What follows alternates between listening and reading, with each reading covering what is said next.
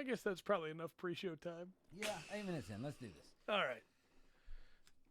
Hello and welcome to another exciting episode of the Full Spectrum D&D podcast. My name is Trey. I am Rungren. And we have some planes to talk about tonight. Absolutely. After a sort of weird pre-show that you're not getting to watch on YouTube. You have to watch those on Twitch, but you can always check us out using the link in the description. Absolutely. Yeah, we're talking about the planes, and I came up with a whole list of plane puns for this and left the list at home. But that's okay. If need be, I can just fly back and get it. Every once in a while, you just got to taxi around till you find the joke. So let's start with... Well, that was about even. The first of our planes, which is the Astral Plane. Is that the first alphabetically? I think so. I think that's why they did this. Okay. The Astral Plane, of course, is a very special plane.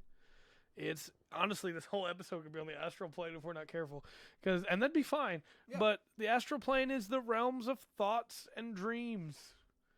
This is where dreams go to die or to survive, depending on how you're deeming it. Dreams go to live. Yeah, I have absolutely been in campaigns where the astral realm was falling apart, and that's why the heroes were spurred forward. Is that the realm was falling apart, the plane was collapsing, and it meant that everybody's dreams were fraught and hectic, and had to go and try and figure out why. We're going to get into discussion, of course, but the way that it's run normally is a great silvery sea with a tempest above, which may either be calm or... Can you have a calm tempest, I guess? It's a weird way to word that, I suppose. But it's the galaxy above, basically. Yeah. And below that is, depending on your edition, water or clouds or plasma? Maybe. Or it's just more dreams. Yeah, more dreams. So dreams all the way down. I wanted to ask you, when it comes to the Astral Plane, do you run it as water or do you run it as dreams? Like as non-physical physical? Yeah, no, I might run it much more ethereally. Yeah. And usually the Astral Plane in the campaigns I run, usually that ends up being more of a tool. Like a player has the ability to access it and see things from a different angle. Right. Rather than like it being somewhere the campaign's going. Right. So I can't say I've ever run a campaign through the Astral Plane. Now, when we're talking about the Astral Plane, we also need to mention the Astral Seas. Depending on how you're using the plane, the Astral Seas are either the stars above, Spelljammer style, or it's an actual ocean made of clouds. And somewhere in the middle of that will be Sigil, will be the Githzerai, will be all those wonderful things. But again, because of how varied you can run the Astral Plane, it lends itself to a lot of different options, which is great because it means anybody can make whatever they want, but also is a lot less concrete than some of these other planes for people that don't have a lot of ideas for how they want to run it. Right. If you were to give a recommendation to people, would you say go just, hey, land and sea for somebody that didn't know what they wanted to do with it? Or would you say go, hey, this is the realm of dreams, ocean, and all the islands are different? Well, they kind of, I don't know. It kind of depends on, once again, it's kind of more open than the rest of them. Yeah. It could be. I like the idea of the sea and the different lands in it, or these locations you can find. Yeah. Either above water or below the surface. Right. Run it that way, but then I also kind of like run it like the. I don't know, like things are more intangible. Yeah. And then when you come across something solid, it's okay, we're here, or there's some kind of link there. I don't know. I'm trying to think of the only book I can think of where it was set up, maybe like run it, is a book by Clive Barker, and I think it's Imagica. Okay. And he has a kind of a celestial sea they come, and I know it's a lot of them. I'm trying to think some more modern stuff it's showing up in, and it's the only one I can think of off the top of my head. I don't know. Ocean at the end of the lane, Neil Gaiman, the way he sets up the pond. Yeah. And it's an ocean too. I don't know. I think maybe just do the like the land and the ocean. Yeah. Well, what was the? There was a movie, the Alien movie, Contact. Yes. Absolutely. Yes, that little place where she can meet the alien. Right. Or meet the intelligent life, or however you want to A look at place of intangible tangibleness, as it were. Yeah. Non-corporeal corporealness. Couple other things to mention too. The Astral Sea creatures that live there don't age. They don't need to eat or drink. When you're running that, your Gith, your Illithids, they do eat, but they don't have to. Mm-hmm. They eat for pleasure, not for purpose. And I guess that is a purpose, but they don't have to eat to survive. Yes. Also, you can do some fun things with that. You can go, all right, well, they don't age. The passage of time doesn't matter as much to them. So when you're dealing with them, hey, maybe your crew that sailed the sea to get there find a pirate cove of Githyanki, and the Githyanki leader is going to meet with them, but they've now been waiting for 2 weeks and they haven't heard anything, and it's because to him time doesn't matter. So what does it matter if he takes a while to get there? Right. Food could be a very interesting thing to have to worry about here for your players, because they're not from here. Right. So are they going to be affected the same way or not? They also get into a couple things here that are pretty important. Dead gods, chunks of rock drifting forever. Also color pools, which we're going to get into in just a little bit. There's a whole subsection for those, which are magical pools of colored light that flicker like radiant spinning coins. These are your teleportals from Dragon Quest, right? Mm-hmm. It's the spinning portal. Also, people in the astral plane can move simply by thinking about moving, but distance has little meaning. So things are going to be different when it comes to combat. You could theoretically swim through the astral sea and never drown, right? Yeah. But it's going to take forever. Yeah. And your walking speed in combat is 3 times your intelligence score. Okay. I normally homebrew this, house rule it, to when you're in combat, we use regular movement. Okay. Because it gets complicated really quickly. But the whole point of it is when you're moving in the astral plane, the smarter that you are, the easier it is for you to parse that you're moving through the substance of dreams. That's kind of okay. I don't know. I think wisdom should play a place in. I agree. Because it's the wisdom that reads the dreams, right? Mm-hmm. It's not intelligence that reads the dreams. But whatever.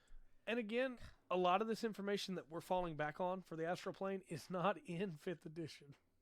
Yeah, that's true. Hopefully, Journeys to the Radiant Citadel, which I believe is on the astral plane, some of it will help. Will give us some more context, because most of what we're pulling from is previous editions where there was more about the astral plane. Again, in 4th edition, the astral plane was not even a plane, really. It was the seas that surrounded the material plane of ether that led to Sigil and led to Spelljammer and led to all the others and all the other planes. Yeah. But it's a little bit different now, but still works on the same principles. So astral projection is a pretty big thing for the astral plane. Mm-hmm. It allows you to cover vast amounts of distance really quickly, and it makes that spell actually useful. Yes. In a way that it's kind of not in regular D&D. But these outer planes that the astral plane is a part of are pretty interesting in that you can use this spell to project yourself. And you can do this from the material plane. It's a really good way to work in the astral plane in your campaign. Well, that's what I'm saying. This is where it becomes more of a tool. You know, you give the caster that's picked this spell, spend a spell slot to cast it, you know, use resources to cast it, you know, that gives them something, you know, important. Like I said, they can see the situation from a different, or get information that, you know, they would be able to get any other way. Absolutely. Absolutely. You can also do this with death, and they get into that here. If a character dies, maybe they their soul winds up in the astral plane. and there is a silver cord that connects the soul to the body. Mm-hmm. And if that gets severed while they're in the astral plane, then they're dead for good. But as long as it's connected, they could be brought back. Yes. There's a lot of stuff you can do with that. And they get into, if you want to go into that, the only things that can sever the silver cord would be a psychic wind, or silver swords of the Githyanki, or a portal if they go through, depending on where it sends them, could sever the cord. Mm.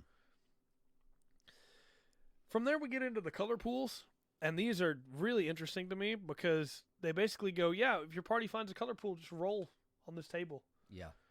And Well, randomness is always good. I agree. All I will say is this can fall apart really quickly for you if you're not prepared, because these are portals to other planes. Yes. You have to be ready for, hey, if you roll a 1 and they go to Isgard, guess what? You're now in Isgard. And of course, the options they give you are Isgard, Limbo, Pandemonium, the Abyss, Carcerai, Hades, Gehenna, the Nine Hells, Acheron, Mechanus, Arcadia, Mount Celestia, Bitopia, Elysium, the Beastlands, Arborea, the Outlands, the Ethereal Plane, or the Material Plane. Yes.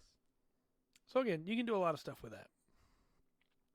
They also get into the Psychic Wind that is on the Astral Plane. It's not a physical wind, but instead a storm. It is not the Tempest, but it is a Tempest. Again, 5e doesn't really use the word Tempest for it, but it does.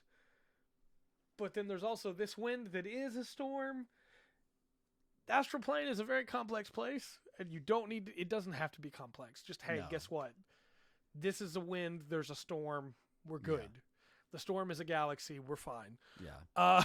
Which is one of the things. You can drop these or add to them as needed. Right. They do bring up that this psychic wind is made up of lost memories, forgotten ideas, minor musing, and subconscious fears. And you can do some fun stuff there. Yeah. Is it your player stuff, or is it NPCs they've met, or is it people that are connected to them, or is it just random people? Yeah. You know, that this is what they're getting hit by. As your players are subjected to it, if they don't get cover, it gets worse. After a few rounds, the area becomes as dark as a moonless night, and as the sky darkens, the travelers feel buffeting and shaking, as if the plane itself was rebelling against the storm. After a few rounds, it leaves. If they can survive it, they're good. If they can get the cover, they're even better. It has two main effects, a location effect and a mental effect. And if everybody is in the same location, then you'll have everybody that's been hit by it make a DC 15 saving throw for intelligence. On a failed save, they suffer the mental effect as well, and you roll a d20 twice and consult the Psychic Wind effects table to determine the effects. Location effects, simple, right? Yeah. Hey, they got diverted, they're blown off course, add this many d6 travel time to their hours. They're lost, or they're sent through a color pool to a random plane on a 17 to 20. Guess what? You got to find your way back. It gets pretty rough on the mental effects. Yeah. Stunned for a minute is not too bad, right? Except for the fact that you're still in the storm and then get hit again. Yeah. Unless you get caught in a storm in a fight. Right. Short-term madness is on a 9 and a 10. 2d10 psychic damage is on 11 to 12. Again, if you're caught in a fight, that could kill you, depending on how rough you're doing. 4d10 is on a 13 to 16. Long-term madness is on a 17 to 18. And on a 19 to 20, you're unconscious for 1d10 minutes. Yeah. You're unconscious. What were you doing? You're swimming. You're in the Astral Sea, swimming, and you're unconscious? Yeah. Well, you can't drown, but far worse things can happen to you. Right. Guess whose mind is now open in the sea of dreams? You've been falling for 10 minutes. Yeah, that's not good. That's not good at all.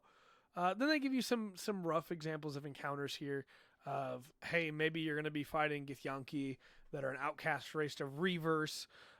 Maybe you're going to be fighting other astral travelers.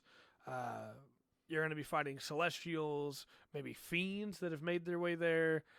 There are also other mortal explorers, and then angels, demons, devils, night hags, Eugoliths, all those things that you can run into. What about anything that could get trapped on the astral plane? Mm-hmm. So. You can find it. Yeah. So the monster manual. Yeah, pretty much. Do you have any other thoughts you want to talk about with the Astral Plane before we move on? Because I know it's weird. It's a weird plane. Well, it's not only that. It's like I said, going back to previous editions and the stuff because we've got Spelljammer coming up, and that's probably going to define thing. And I have a feeling it may change really how it is from Yeah, other I think it'll editions. be far more concrete after that. So. Not really, because I think the other planes are a little more fun, a little more deep. I don't know, a little more concrete, so to speak. Yeah. You know. I hate feeling like this, but because I love using the Astral Plane. Yeah. But it feels like we just had to get the Astral Plane out of the way. Yeah. Because again, what is the Astral Plane in 5e? I can't tell you. Yeah. Because I know what it is to me. It's what it was in 4th edition. Right. Because that's what I'm going to roll with. Right. And had a lot of fun with that. You know, hey, you're pirates and you're doing ship battles against Githyanki with Githzerai on your side, and you're trying to take down some mind flayers that have set up in a cove, and you know, lots of cool stuff there. But so next up we have the Ethereal Plane, and this one I think is really fun. Take every single, hey, this is the afterlife, mix it in with A Christmas Story, and tie in just a little bit of Jack Skellington in there, and you have the idea behind the Ethereal Plane. This is where the ghosts live. Yeah. This is the world that is connected to our world that is slightly off, Right. and the spirits move through it. The shores, as it were, of the border ethereal, which overlap both the material plane and the inner plane. What's really cool about this to me is that it means you are on another plane, but you're not having to come up with a whole bunch of new descriptors because you're on the same spot in the ethereal plane. Yes. It's still the same place. It's just different here. Well, there's there's a lot more things we talk about for this. I mean, if you wanted to do like a purgatory type thing, the Ethereal Plane would definitely work for that. Oh, or Sheol, Mm-hmm. or the Upside Down. Yep. You know, there's lots of things you can do with the Ethereal Plane. The Upside Down is the mirror of our universe. So I think it's a lot more, I don't know, a lot more understandable, I guess. I think so too. A lot more usable. They also mention in here that the further away you get from the material plane, as in the longer you're in the ethereal plane, the deeper you fall. Mm-hmm. So you go from the border ethereal, which is where everything's lined up, you can see what was and what now is, to the deep ethereal, where there is now mist and fog past 30 feet of your vision. Yeah. And then eventually you'll get into, it's not named like the other two, but you're stuck here now. Yeah. And there's a lot of trials that can come up with that as well. Right. Well, you have some. Yeah, you don't want to end up staying here. Right. You don't. This is not necessarily a plane you want to be in. Yeah. Afterlife, but it does have that pull. It's kind of like Frodo getting stabbed with Yeah, absolutely. the Morgul blade. He's becoming a shadow. Right. That's kind of what happens to you here on the ethereal plane. I love they get into here that when you're in the ethereal plane, you can see back into the material plane as if looking through distorted glass. Mm-hmm. And I love that as a detail. That's such a cool way to do that. But yeah, you're invisible and utterly silent to anyone on the material plane.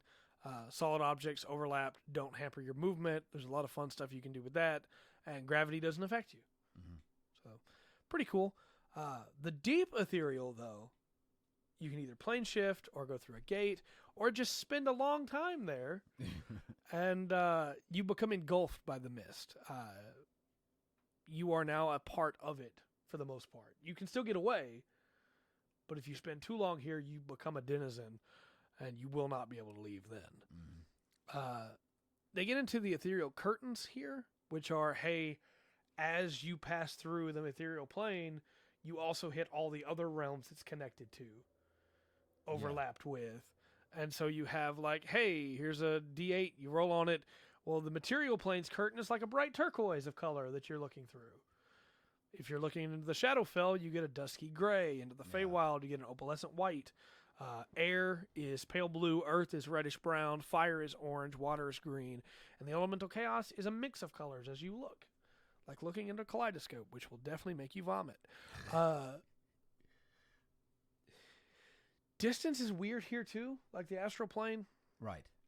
You move as if walking, but it is impossible to know how long you've been going. Mm-hmm. And any trip through the deep ethereal takes 1d10 times 10 hours. Also, this does override Keen Mind. Right. Take that, Keen Mind. However, for the sake of gameplay, this time, in combat, everybody moves at normal speeds. That's nice. Yeah. No it here, just, you're good. You're good. Just use your numbers. But there's also ether cyclones here, which are kind of like the astral wind. They work a little bit differently in that if you have a high enough passive perception, 15 or more, you get 1d4 rounds of warning, that's a nice thing to have. Mm-hmm. If you can't get behind one of the curtains, as in you can't get close enough to the edge of the plane that the cyclone passes by you, or you can't get into another portal, then the DM will roll on the table. And 1 to 12 it's going to extend your journey. Mm-hmm. It's going to be harder to get through. 13 to 19 is you're blown to the border ethereal of a random plane, which is rough. Yeah. And on a 20, you're hurled into the astral plane. Ooh. Probably a load. Yeah. That's rough. But, it says here, each character in a group traveling together must make a DC 15 charisma saving throw. If at least half the group succeeds, travel is delayed by 1d10 hours. Otherwise, the journey's travel time is doubled. Yeah. And of course, the longer you're in there, the worse things get for you. And for me, one thing that I find doesn't get used enough, in my opinion, and it's not even in the book, it should be, in my opinion. Obviously, it's my opinion. Right. But the effects afterwards, if you've been in the ethereal plane for a long time, the material plane is going to be different for you now. Things are going to feel different. They're going to look different. Being able to eat again is going to mean something, you know? Sleep is going to matter again. And maybe your characters have a hard time getting used to that. Well, also, you don't have to run time parallel. Yeah. Time has passed. Yeah, a lot of time's passed there. Mm-hmm. The world that you walked out of, if you spend enough time in there, like you can watch now that world is crumbling in dust here in the ethereal plane. Right. As a new line, you got to go a little bit further now past where you were to get back to the material plane. That's right. Yeah, there's a lot you could do with it. And of course, encounters-wise, anything that comes from the ethereal plane, phase spiders, ghosts, those are great. But also, in the deep ethereal, most of the time you're going to be fighting other travelers and fae, celestials, fiends. But those other travelers are not going to be people. They're going to be elementals, genies, things that are trying to pass through the ethereal to get to another plane. Right. Well, once again, there's not much natively there. Right. Everything comes there. They come from somewhere else to get there. So obviously a lot of stuff you can do with that. Like I said, different time periods and things through that. So it's a lot of fun. Yeah. And you can they go to the plane of ghosts. Yeah. Here you go. Keep it that simple if you want to. Haunted Mansion style. Yeah. Next up, and this will probably take up the rest of the episode if I had to guess. Okay. It's the Feywild. Okay. And there's a lot to talk about in the Feywild, and I wish the book got into more. Wild Beyond the Witchlight got into Witch Beyond the Wildlight. Well, no, I think you had it right the first time. I think I had it right, yeah. Gets into a lot more of that. If you're wanting to know more about the Feywild, that's definitely the book to look into. But the Feywild is the plane of fairies. Mm-hmm. Dark, we have covered the Astral Plane and the Ethereal Plane. No, it's Dark. Glad you're here. Happy birthday. Happy birthday. Yeah. Travel time being doubled is awful. There's a lot that can happen there. Yeah. This is the plane of fairies. Soft lights and wonder, music and death. A realm of everlasting twilight with glittering fairy lights bobbing in the gentle breeze and fat fireflies buzzing through groves and fields. Mm-hmm. The sky is alight with the faded colors of an ever-setting sun, which never truly sets or rises, remains stationary, dusky, and low in the sky. You can do a lot with the Feywild. Yeah. I mean, and do a Midsummer Night's Dream thing. Mm-hmm. You know, have it kind of the land of Fae and elves. Yep. Separated off, or just go the D&D route where it's, you got the fairy, the will-o-wisp, Mm-hmm. things on that level. It's been touched on and done in a lot of different ways. It has. A lot of different cultures, but Mm-hmm. that have picked up the story. It didn't have to be Ternanog, but Right. It can be. Yeah. Yeah, you can bring in the Tuatha De Danann, you can bring in the Summer Court, Titania, and Oberyn. Yeah. You can do a lot of different things. And my personal recommendation, if you're going to run a campaign in the Feywild or your party winds up in the Feywild, do yourself a favor and do a little bit of research into Celtic mythology, Irish Mhm. mythology, Scottish mythology, Welsh mythology. Also, if you're looking for a little inspiration, the Neil Gaiman book, I watched the movie, book Stardust. Yeah. When he starts talking about a fence line and going over the fence, nobody Mhm. goes over. That's kind of what the Feywild is. Right. Dullahan is fun. And you want to have the dichotomy of like, hey, here's the fun, happy, loving their time fairies, but also they don't care about you. They will kill you if it gives them even a second of mirth. Right. And they won't just kill you by killing you, they will tear you apart. And they will laugh while they do it. Or the one getting trapped, the mortal getting trapped by the court, you see them there, they're being fed, they have, a beautiful, say, elf maiden by their side, Mm-hmm. and all that. They're like, man, they got it made. This may be a wonderful place. And then when that person pulls you off to the side, they're like, this is a prison. Yeah. This is a nightmare. You will never leave here. You'll never leave here. The only times you can be stuffed full. There's only time, Yeah. I won't say what medium it is, whether it's a book, game, video, because I'm going to spoil something. In a piece of media, there's a really interesting area that the characters get to where the fairies live. And all across this area, there are these leaf hedges that have been carefully trimmed and look really good in the shape of people. Mm-hmm. And, people comment on them and everybody admires them until they find out those are people. Yeah. That have been turned into those hedges and will be turned back at the whim of the Fae. Yeah.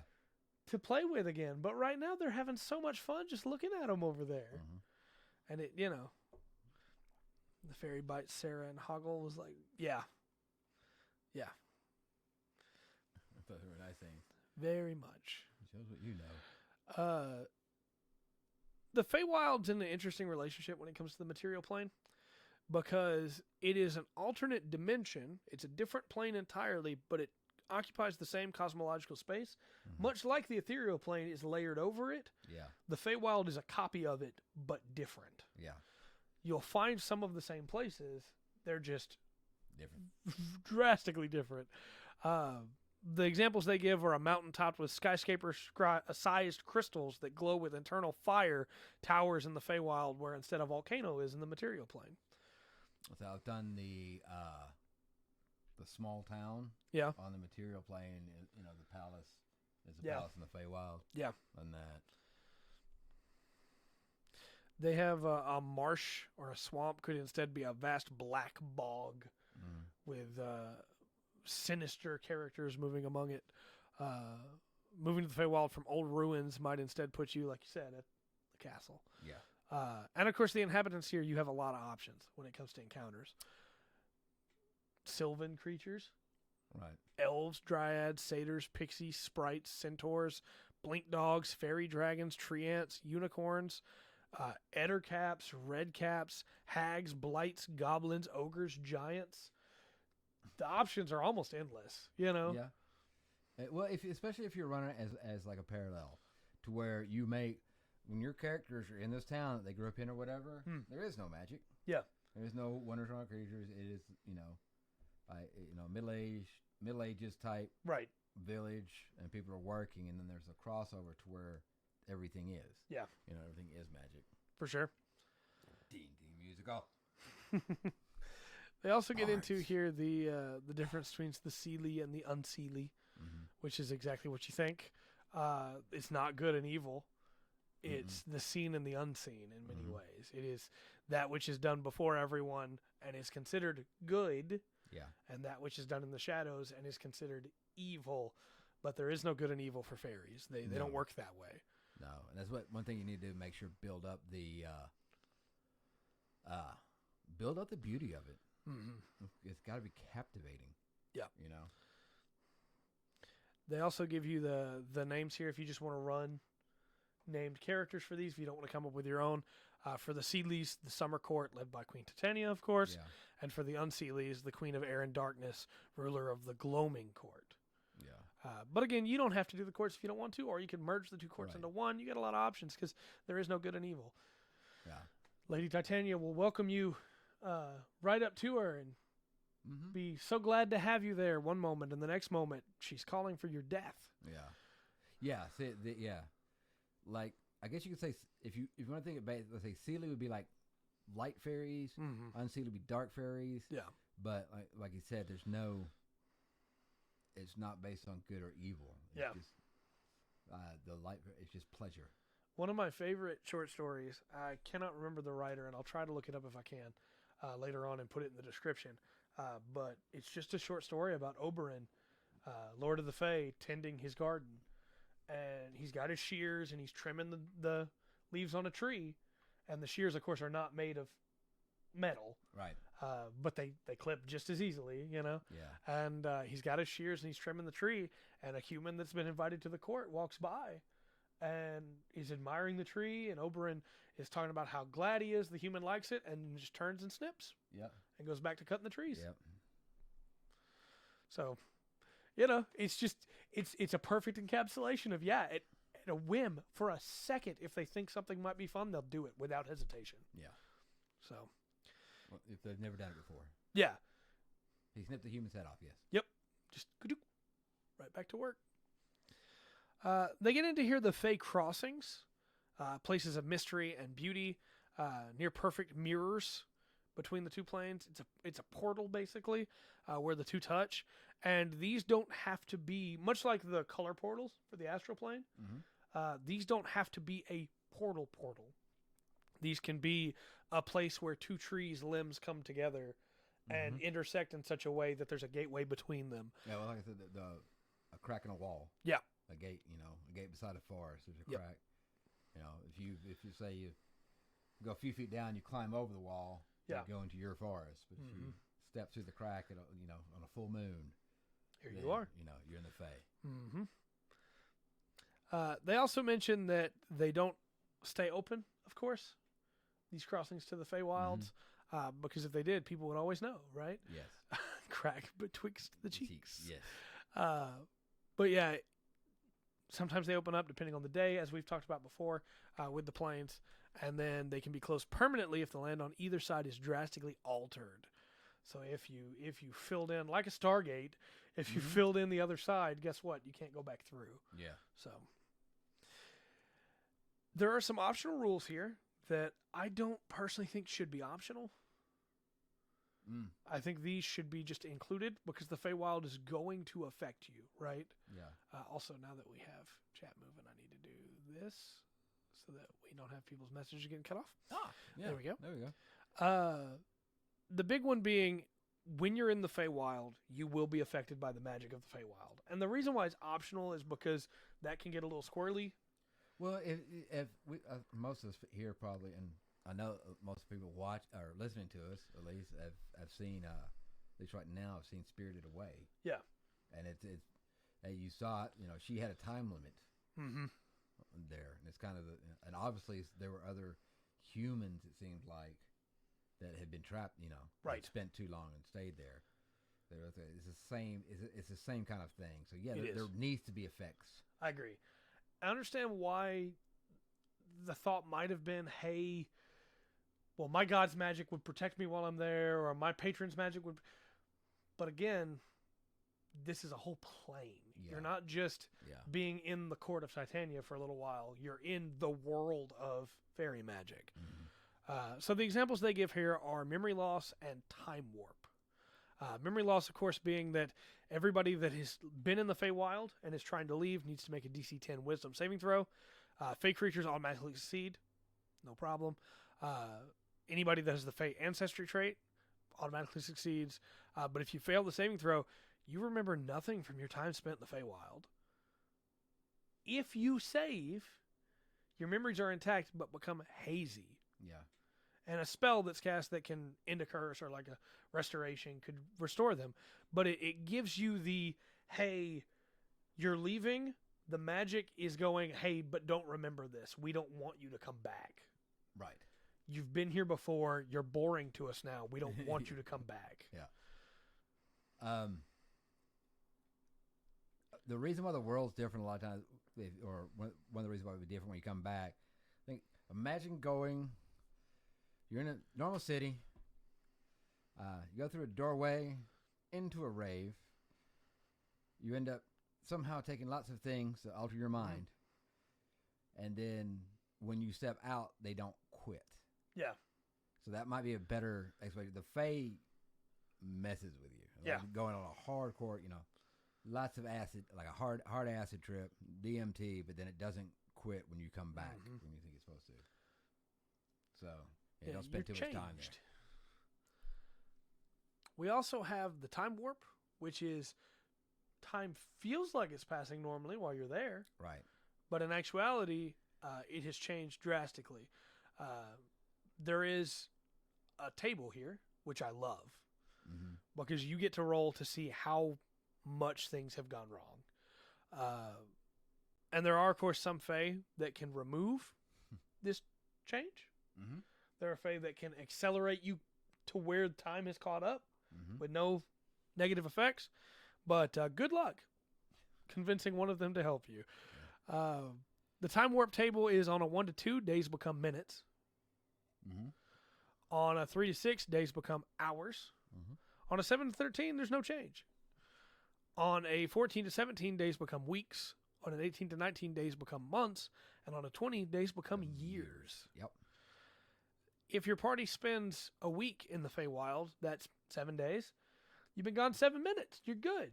Mm-hmm. Or you've been gone 7 years. The enemy that you went to the Feywild to get the item for to be able to stop is now ruler of the entire world. Yeah. The NPCs that you were friends with are enslaved or dead.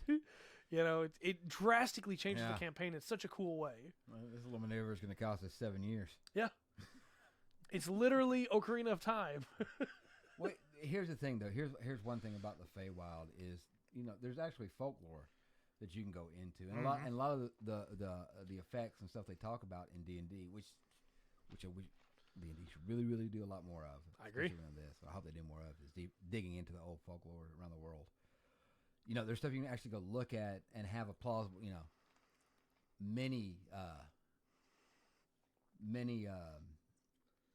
many stories over the years told from everything Shakespeare, Neil Gaiman, I mentioned them, then you've got the old folklore, and I'm trying to think some other one. I think George MacDonald, he was a fantasy writer for Tolkien. All his stuff should be in the public domain now. Right. But yeah, there's lots of stories you can find for the Feywild throughout fiction. Yeah, theoretically, you could leave the Fae before you entered. Days become, you'll still have gone through it all if you remember. Yeah. But you could theoretically, depending on how things work, because Feywild's a weird place. Yes. Yeah. And that's not the only, obviously, not the only plane where that could happen. Right. So, yeah, you can pull off something fun like that. I want to leave you with this. There was a story many years ago, I'm sure you heard about it, of a man that claimed he was from 1812 that wandered into a village in Ireland, just showed up and was asking for his father, who had been dead for a very long time. Whether he was sick in the head or what, nobody can say for sure. He's in a mental hospital now. But he claimed that he had wandered off as a boy and had walked right back, didn't know what had happened. He just came back to town and everything was different and everybody was gone. Yeah. The tale of the green children. Yep. And they were actually colored green. There's a few of those cases going through. Yeah. Yeah, there's a lot of interesting stuff that can happen there for sure. Last up, we have. I don't know if we really have time to dig into this one or not, but last up we have for today at least, because there's still a lot more. Yeah. The Shadowfell. Well, we've kind of dug into this one. Yeah, we have. We really did. I mean, there's a whole book you can get on this one. Mm-hmm. Von Richten's Guide to Ravenloft. Yeah. And I would say, if at some point you want to learn more about it, we did a full deep dive series on that. It was like 3 episodes, 4 episodes. I think so. We spent like a month on that book, so go back and check that out. The orcs and goblins, centaurs, or fae. Well, that's because they operate on that same old rule of the Witch of the Westmoreland. You know, it's the fae creature that's not a horse but that was able to breed with a man. With 5th edition furbolgs are fae creatures too. Yeah. Furbolgs, and it's a giant. Yeah. Yeah, I don't know. The wardrobe would be another good one for the Feywild too. That's true. Lots of stuff you can pull from there. That's very true. I think the white queen would make a really good Queen of Night and Shadow. Yeah, I agree. Yeah, furbolgs, they're pretty interesting. Loki, yeah. Yeah, furbolg. Now furbolgs from 2nd edition, no. Furbolg from 3rd edition, no. Right. The 5th edition furbolg is the Fey Touch furbolg. Yeah. And that's the standard furbolg. Yeah. Which steps a little bit on the new origin we got with Witch Beyond the Wildlife, but it's fine. Yeah. So the Shadowfell is the plane of shadow. Why are furbolgs Fey but tabaxi aren't? Because tabaxi are cats. I don't know. Because they're cats and they always land on their feet. Yes, because cats are servitude to the Lady Bast, and she's in a different area. That's why. The Shadowfell, of course, overlaps the material plane in the same way as the Feywild. It doesn't overlap per se, but things are the same but different. They're mirrors in some ways, but much like when you look through a mirror, your appearance is distorted. So is the Shadowfell. And of course, the Shadowfell is we would say darker, but Feywild's pretty dark too. It just looks dark, right? Yeah. The examples they give are where there's a mountain on the material plane in the Shadowfell. There may be a jagged rock outcropping with a resemblance to a skull. But there's a lot you can get into with the Shadowfell. Again, we covered it on that previous episode. Well, also, you got this is where the Curse of Strahd takes place. Yes, is in the Shadowfell. Absolutely. There's lots of information in 5e, really, for the Shadowfell. Monster-wise, you're looking at cloakers, dark mantles, shadow dragons, undead, anything that would fill in that style, and then depending on your domain of dread, anything else. Yeah, really. That was because you can go anywhere. We talked about many of the domains. You have a train. Yeah. I mean, this is really a wild one. The train. A lot of people think that, but no, it's in the Shadowfell. It's in his domain. That's why he is so powerful, because you're in his world. Yes. And each of the domains of dread are like mini planes in the plane of the Shadowfell, which is really interesting to me. They're all technically in that place, but because of the way that the mists of the Shadowfell work, they're all separate at the same time. And whereas the other planes, you could stumble into them through a portal that you didn't mean to step through, the Shadowfell's a little bit different. And there are portals, but also the mists of the Shadowfell will just claim people. Yeah, they'll pull you. You wake up and, hey, you're in this new place now. Yeah, fog rolls into town. All of a sudden, it's not your town anymore. Also, it's always night there. Always. Even when it's day, it's night. Which is incredible to me. I love that so much. How many places are in the Shadowfell? How many places do you want to be in the Shadowfell? Yeah, because that's how many. It's unlimited. You could run, and it's designed that way because the Shadowfell throughout all times and all planes traps things. Yep. And for whatever reason, it's an unknown reason, but they'll choose to pull these in. And there's. I think we talked train, carnival. We covered a list of 80 in our month. Yeah. It's always night.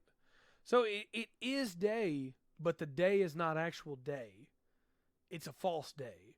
Yeah. It's always night. It's called the Evernight. The sun may rise, but it's not actually a sun. It's just to placate the people in the village. The Mist know what they're doing. And each of these domains have a Dark Lord that is in charge of the domain, and the domain is warped by their perception of reality. Mm-hmm. And the Mist give them control, but at any time the Mist can go, hey, guess what? Yeah. Taking it back. Yeah. The Mist could run a Truman Show. Yes, very much so. Much like the Feywild, these optional rules for the Shadowfell I don't think should be optional. Because the optional rules are the Xenoblights, yeah, it could be. Shadowfell Despair is what it's called. And again, you can go, well, my God, or my patron, or my training, or whatever, but when a character truly grasps what's going on, of course they're going to get hit by the despair. Yeah. This otherworldly strength that they cannot ever stand against. You could never convince me that you could run a campaign where the players fight the Mists at the end, because those shouldn't be statted. Yeah, no, you can't do those things. And defining the Mist would be about the same as defining the Force. Yeah, why would you do that? Why would you? No. Again, this is, hey, you're in here, and unlike the Shadowfell, this is you're in here, not you're trying to leave. When the DM deems it appropriate, usually not more than once per day, you can require a character not native to the Shadowfell to make a DC 10 Wisdom saving throw. On a failure, they're affected by despair, and you roll a d6 to see what actions. 1 to 3 is apathy. They have disadvantage on death saving throws and on dex checks for initiative, and gain the following flaw: I don't believe I can make a difference to anyone or anything. Yeah. Depression. 4 to 5 is dread. You have disadvantage on all saving throws and gain the following flaw: I'm convinced that this place is going to kill me. And then number 6 is madness. The character has disadvantage on ability checks and saving throws that use intelligence, wisdom, or charisma, and gains the following flaw: I can't tell what's real anymore. Mm-hmm. Yet again, Shadowfell is a great place to bring in Lovecraft. Yeah, play that up. If you're a player, play that up a little bit. I mean, Yes. I'm not talking about with voices or anything, not necessarily, Mm-hmm. but in decisions. And he bumped his hand on the side. Yeah, I'm fine. It just hurt. Over there. And then Sobote that I talked about Tuesday. Sobote must be destroyed. Could be a domain of dread. Yes. 100%. Absolutely, 100%. Yeah, you can use a calm emotion spell to remove despair. You can also remove it with restoration or anything like that. But madness is a little bit special. And after a character's finished a long rest, they can attempt to overcome the despair with a DC 15 Wisdom saving throw. Yeah. But it's a little bit harder because, hey, guess what? You've dealt with it all day and it hasn't gone away. Right. So, yeah. I think this is one that you should not skip. You should absolutely, I wouldn't say roll it every day on your people, but on your players. No, but you can give, hit them with it. If you, for the Shadowfell, if you want to give like the effect of this, have them witness something horrible they couldn't do anything about, or come on something after it. That's when you make them roll. Mm-hmm. I think you could do a random roll. I think it kind of takes away from the atmosphere and everything. It's like, okay, we're holding on, and then they come across something where it's out of their hands and they couldn't do anything about it. Yeah. And you give them this roll. I agree. And I know there are people that say, well, I don't want my character to have to go through that. I don't want my character to have to be weak. I want my character to always be strong. It's not that your character's weak. It's that your character has come to the realization that this is much greater than themselves. Yeah. And it's not, and I would argue it's not the character being weak. How does the character act on the other side of this? Right. Yeah, but they'll be even stronger if they overcome it. Yeah. Also,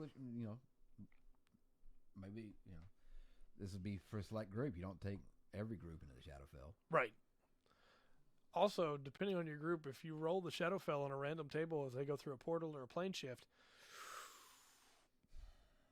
This is another thing, too. We talked about it during the episodes on the Domains of Dread. Depending on which one you choose, or if you roll on the table and get one, your players need to be aware they might run into stuff that you probably didn't think you needed to bring up during Session 0, because these places are not nice. Yeah, no. No. Especially, you Dark brought up the Cenobites. Yeah. Earlier, if you're going to, if you were fighting fighting alongside unicorns on one thing, and you fall through the Shadowfell, and then you've got Pinhead staring at you. That's gonna have an effect. Mm-hmm. For sure. Can't you just banish yourself? Well, you could. I don't know how far they go. I don't know how far they go into 5e. Check. But in earlier editions, you couldn't port out of, not just a port alone. You couldn't just plane shift out of the Shadowfell. Right. Well, that's what I was going to say. You could if the mists will allow you to. Yeah. But if the mists stop you, hey, guess what? Yeah. We'll do that. The mists are all powerful in the Shadowfell. You're in their domain now. Yeah. But a lot of quests around the Shadowfell is about getting stuff together to get out of the Shadowfell. Exactly. You know, so your teleport or astral shift or whatever, or plane shift will work. Yeah. Yeah, it's an interesting place that I'm glad we got a whole book on. That nobody knows what the mists are, and that's key to the game. Yeah. They do have intelligence. They do have some kind of intellect, but they're not a god. They're not. I think nobody understands. They're powerful enough to keep Strahd in his domain. Right. Absolutely. So it's, and like I said, they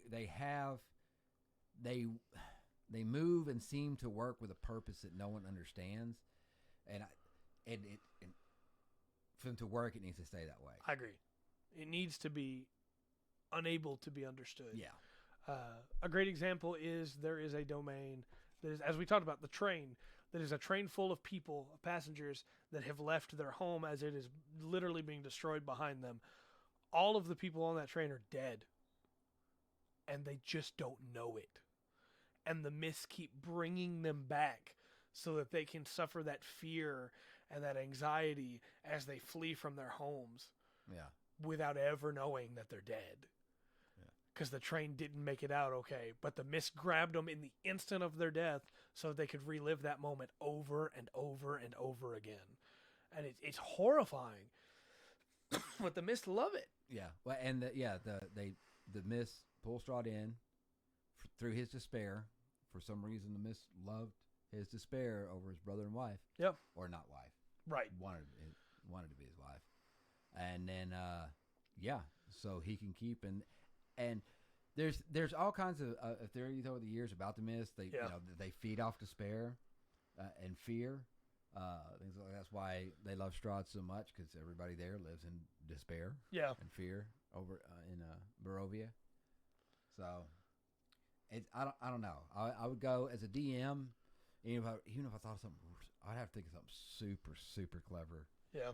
To give kind of any kind of explanation or put anything behind the mist that the players can interact with. Yeah, I think they're much better as a faceless entity. Yeah. That works in its own ways with no. It's like the deck of many things is no fun if you know which card you're going to pull next. Exactly. Yeah. Yeah, it needs to be a mystery. Yeah. And don't get me wrong, the mists are not always cruel.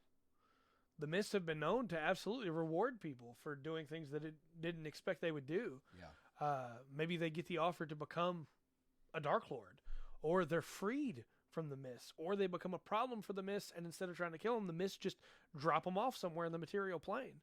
The mists, again, do whatever they want to do, and I find it fascinating, but just like you said, it's much like Jaws, right? If you saw the shark in Jaws all the time, yeah, the magic would be gone. Yeah. And so, hey, here you go. Fair enough. Next week, we'll get into the inner planes. Good deal. Which are our favorite planes, the elemental planes.